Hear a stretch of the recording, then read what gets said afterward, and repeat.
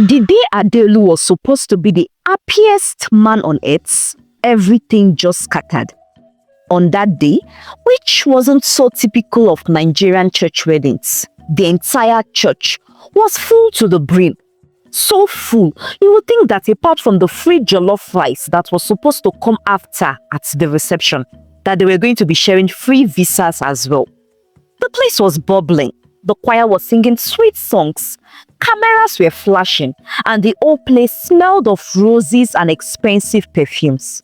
Even with all the heat and the fans just turning for decoration, everyone was happy, waiting for the show to start. Adeolu stood, looking like a man who was about to be crowned prime minister in his fine white expensive suit, and smelling like someone who just won a big lotto.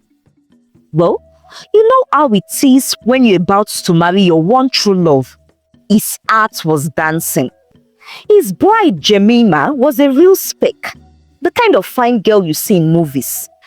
Adeolu met Jemima in Abuja, and from the first day he saw her, he believed she was the one for him. She was so gentle but sharp and smart, and everybody, from his mother to his friends, agreed that she was the perfect woman for him. When he proposed to her the previous Christmas, she even cried tears of joy. So you see, Adeolu was sure of it, that Jemima was his wife for life. Then, the moment finally came. Jemima walked down the aisle, her wedding gown trailing behind her in a long train. She looked so beautiful, like an angel sent from heaven. Adeolu smiled at her, and she gave him a small smile back.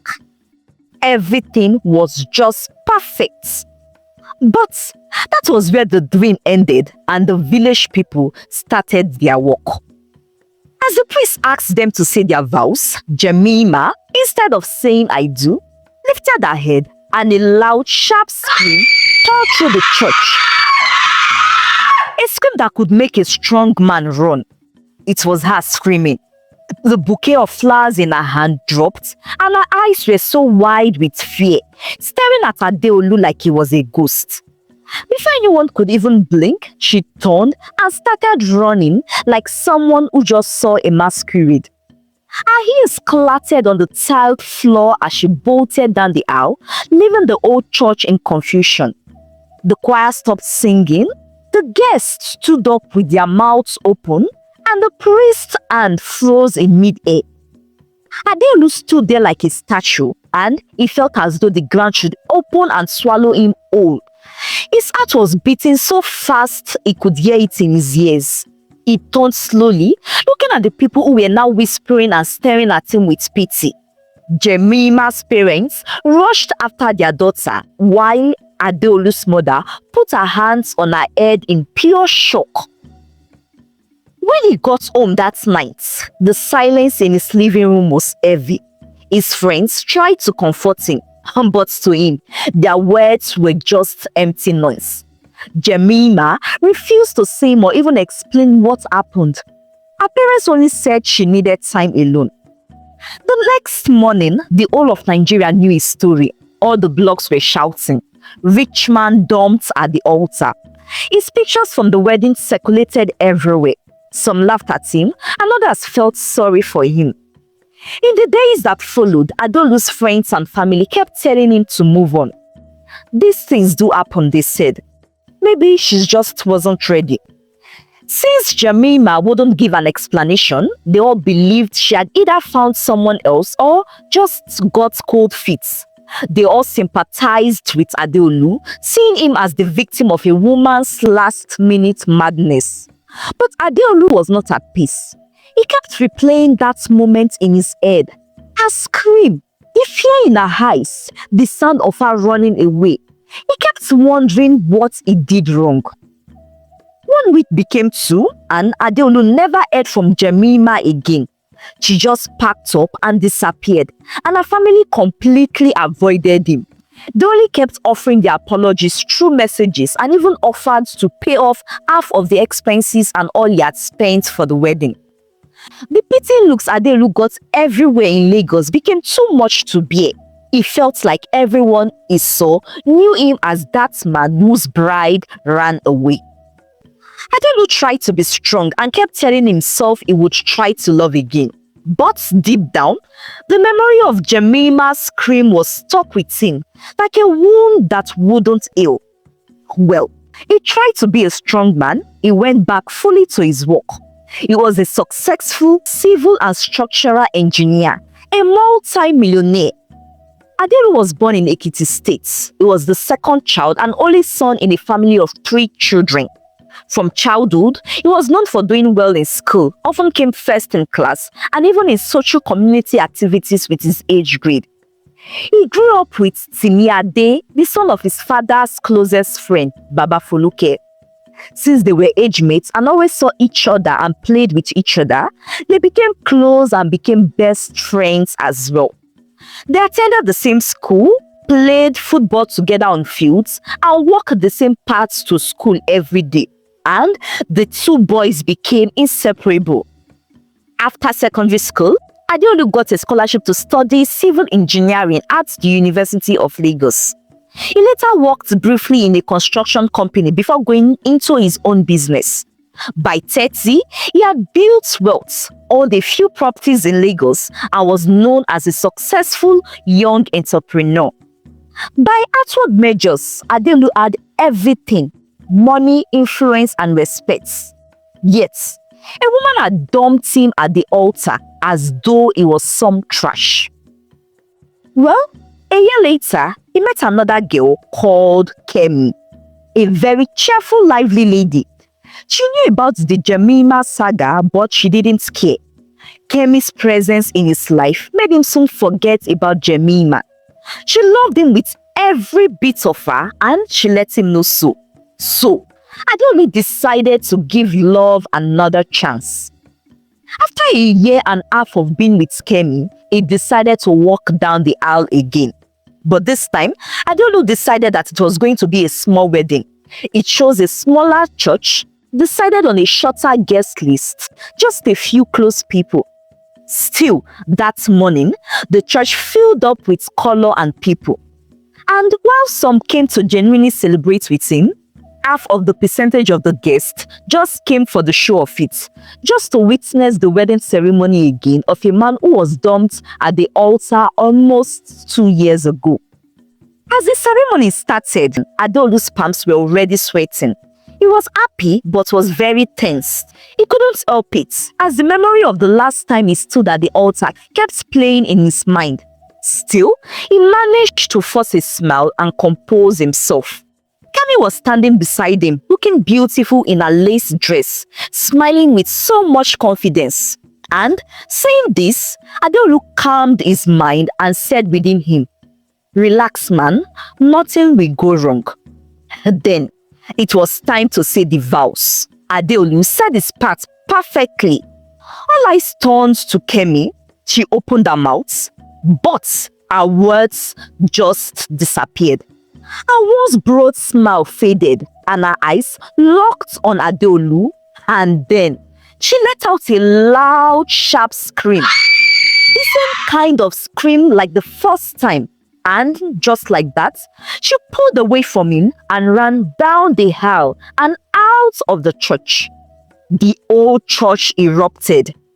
Guests were shouting, cheers were screeching, and once again, the whole ceremony scattered like a gathering of small children that was suddenly invaded by rats.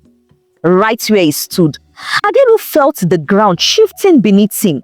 His heart was on fire. His throat was so tight he couldn't breathe. He wanted to chase her, to stop her, to beg her for an explanation. But his legs wouldn't move. All around him, he could hear the murmurs. This is not ordinary. Something is not right. Twice? Ha! No! When he got home that evening, the humiliation was heavier than before. And before nightfall, various blogs had carried the news again. Millionaire dumped at the altar again, they all said. Social media buzzed. Different comments were flying everywhere. Kai, his village people must definitely be strong and be on his matter 24/7. Some people commented. Maybe he has a spiritual wife who is chasing the brides away. Some spiritual ones said. Some silly ones even joked and said, Maybe the brides got to find out that what makes him a man down there between his legs is not functioning, so they had to jack back. Adelu fell into depression. The humiliation was really so heavy. And if not for Timi Ade and his mother, who was constantly around and constantly consoling him, he probably would have considered suicide. Kemi, like Jemima, refused to give Adeolu any explanation for her action. She also refused to see him face to face any longer and only sent him a message to say that she was sorry and that she couldn't go ahead with the marriage anymore. Adeolu tried his best, everything he could think of, to get her to say why she did what she did and why she changed her mind. But Kemi did not give any reason other than that she doesn't want to marry him anymore. She also left town. Sorry, it was actually the country. She left the country and blocked all communications with Adeolu. Well, Adeolu decided to move on with his life once again. He even made a vow to himself that he was done with marriage, that he was never going to get married again. His mother, Timi Ade, and a few of his other friends kept convincing him to give love a chance again. But for 4 years after the incident with Kemi, Adeolu's heart remained shut towards love. He would say to Timi Ade and his elder sister Maria, "Your children are like mine, aren't they? You say so every time. So, if worse come to worse, I will bequeath all my properties and wealth to them." His elder sister Maria was married with 3 children already, and so was Timi Ade. In fact, Timi Ade had been married even before the time of Jemima, and now he has 2 children. Well, on the 4th year after Kemi's incidents, Adeolu decided to marry a girl called Yetunde, a girl his father personally introduced to him. Yetunde was the daughter of Adeolu's father's old-time schoolmates. At first, Adeolu objected, but slowly his heart fell for her even though he had tried so hard to fight it. He denied it anyway and pretended that he was only accepting to marry Yetunde to honor his father, and because Yetunde was a simple Yoruba girl. She wasn't a tushed babe like the other girls in Lagos and the girls Adeolu had dated. In fact, she grew up and has lived all her life in a not so big community in Ekiti State. This time, Adeolu, both his family and Yetunde's family agreed that there would be no church wedding, just the traditional Yoruba wedding engagement ceremony, and that it was still going to be small, just important family, friends, and a few highly important guests. On the day of the wedding, the whole place boomed with colors. Different colors of bright ashoke and adire was everywhere. Family, friends, and guests sat beaming with smiles. The Yoruba traditional MC for weddings, referred to as the Alaga, held the mic and was doing what she was paid to do. Then suddenly, Yetunde, where she sat with Adeolu, let out a sharp, loud scream. She stood up, holding her head with both hands, and later ran out shouting, "Mi ò ṣe mọ́, mi ò ṣe mọ́," meaning, "I can't do this again. I can't do this again." And so, just like the other two, Adeolu was again left at the altar. Even though they believed that it was only family and friends with mature important guests that were present, and everyone present had been forbidden not to take pictures with their phones, somehow the gist still leaked, and few pictures and videos of the incident went online. No one really knew who leaked it. So, the social internet buzzed again. The gist was wild, you can imagine, because this was the 3rd time, 3 old times, that a man would be abandoned publicly at the altar by 3 different women. By now, there was no more pity from even the few who had pitied him before. Nobody believed it was a coincidence. The rumors started flying all over Lagos. People said he was cursed. Maybe he's a spiritualist, some said. How else did he make so much money so fast as a young man just out of school in this Nigeria? They asked. The rumors were really intense, painting Adeolu as a man cursed, possessed, or worse, a ritualist who sacrifices his public reputation for his wealth. Parents started warning their children, their sons, to stay away from him. Ladies were scared to go close to him. Even 2 of his domestic staff quit working for him, fearing that he's a ritualist because of the rumors. Adelu became very lonely. His big house, which used to be full of friends, became quiet and empty. His phone stopped ringing as it used to. Even his main guys, his close friends, began to avoid him. They stopped calling him. Only Tiniade, his best friend, didn't leave him. And so, Adeolu started hiding from the world and became a very lonely man, carrying the weight of his shame all by himself. He only just managed to focus on his business. It was during this time, when he had lost all hope, that he met Chinelo. Adeolu's car had broken down on the not-so-busy road. As he stood by it, waiting for his mechanic, he noticed a scuffle across the road. 2 boys were dragging a handbag from a young woman, and she was resisting them and shouting. Without thinking twice, Adeolu ran to her rescue. The young boys fled when they saw him approaching. The lady thanked him later after the boys ran. And then, while she flagged a cab, Adeolu stood and ensured that she was safely in the cab before he walked back to where his car broke down. Coincidentally, 2 days after that, Adeolu met the young lady again at a mini supermarket in town. She was the one who saw him first and walked up to him to say thank you to him again for coming to our rescue with the touts the other day. "I am Chinelo," the young lady introduced herself. "Adeolu," he replied. That was when the lady Chinelo told him that she already knew who he was. "Your name and photos were in blogs and all social media at 3 different times for the same reason. So I know who you are," she said to him. Adeolu felt embarrassed and made to walk away. But Chinelo stopped him and apologized to him, saying that she reminded him of his oath and told him that she only would love to be his friend, requesting for his mobile number. Adeolu was hesitant, but Chinelo insisted and he reluctantly gave it to her. She called him days later and it continued afterwards, even on WhatsApp. She chatted with him to check on him and even dropped some funny memes and reels, which made Adeolu laugh and seemed to lighten his mood. She treated him like a normal man and not like that disgraced groom everyone talked about. Adeolu started laughing again more often, and gradually they got closer and closer and officially started dating. Of course, Chinelo's family and friends tried to warn her right from the time they discovered she was talking to him and was friends with him.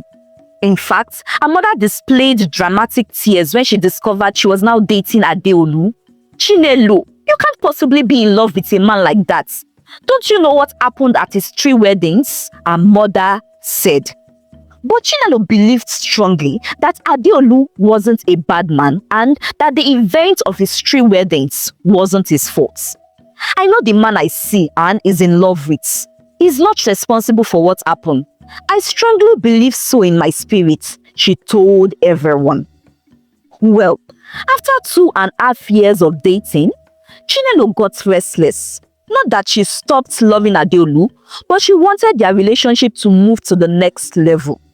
So one evening, she faced him squarely and asked, "Adeolu, we have been together for almost 3 years now. Why haven't you asked me to marry you? What are you so afraid of?" she asked him. Adeolu didn't deny his fears. Everything was okay with all 3 ladies I had wanted to marry.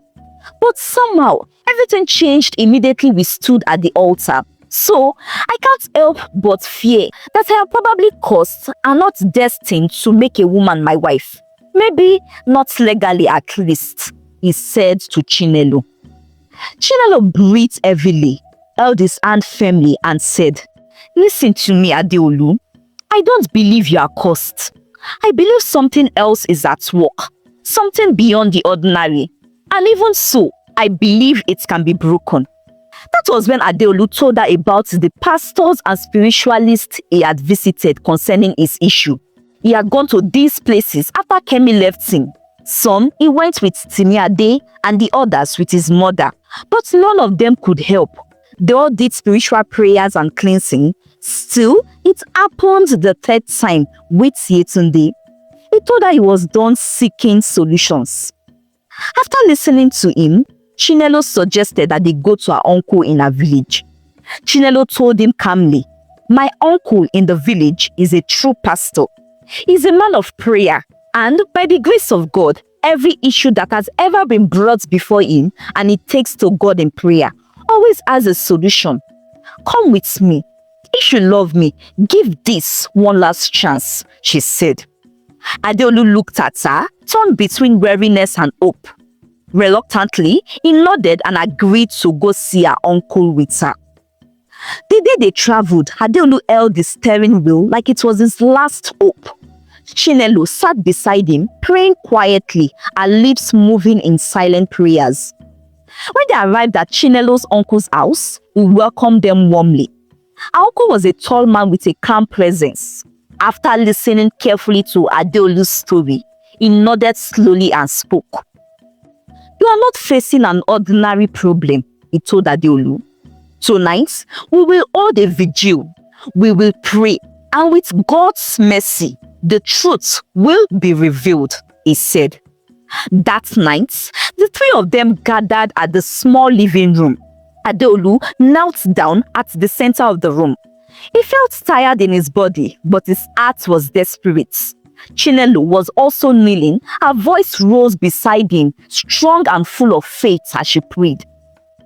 Half an hour passed and the prayer was still hot. Then, all of a sudden, the pastor's voice changed. It became deep and sharp.